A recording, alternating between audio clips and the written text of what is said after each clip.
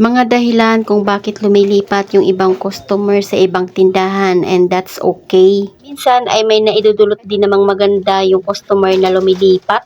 Halimbawa na lang kung yung customer mo na lumipat ay madalas kulang ang pera o di kaya may sariling due date. Yung tipong uutang at talaga namang hindi nagbabayad sa takdang oras. Tapos pag pinaalala mo ay sasabihin na tsaka na sa pangalawang sahod na lang o di kaya pag nagkapera. Lumipat iyan dahil naghahanap na nga po ng bagong uutangang tindahan. May customer din naman na lumipat dahil friendship nila yung nagbukas na bagong tindahan. Meron din dahil mas mura sa kabila at sa'yo mas mahal ng piso. Meron din na hindi mo pinagbigyan umutang ng isang beses at lumipat ka agad. Yung mga ganyang customer ay talaga namang hindi mo panghihinayangan na mawala sa iyong tindahan dahil ang maidudulot lang niyan ay stress. Ako lang pa kumarites na minsan yung customer na mayroong sariling presyo ay hindi ko nga pinagbibintahan. Kahit meron nga akong stock ay hindi ko talaga binibenta, sinasabi ko na lang na wala. Halimbawa pag bibili sa'yo ay sasabihin na pabili yung shampoo yung tag 7 lang. Lahat ng shampoo ko matagal na tag 8 na nga po iyon. Pag sinabi niya na ganun talaga namang lagi kong sinasabi ay wala. Minsan talaga sa buhay ng tendera ay hindi talaga maiwasan na magmumukha tayong masama. Lalo na nga pag nadadala na tayo sa mga pangakong hindi natutupad. Isang dahilan din na lumilipat yung customer kung wala nga lagi yung hinahanap nila sa iyong munting tindahan. Automatic iyan, narilipat nga po kaagad sa ibang tindahan at doon nabibili dahil doon nga madalas yung stock na hinahanap niya.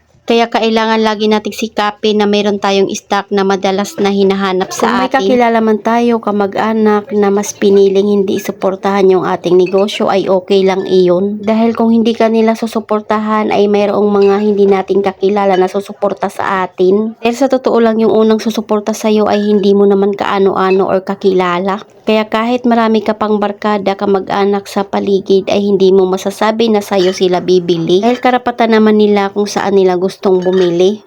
Pero syempre sa part natin ay wag din tayong mahiyang tumanggi sa kanilang mga gusto.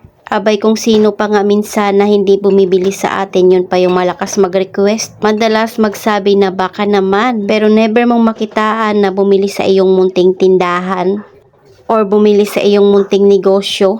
Itong pagtitindahan nakakapagod pero malaking bagay at talaga namang nakakatulong sa pamilya.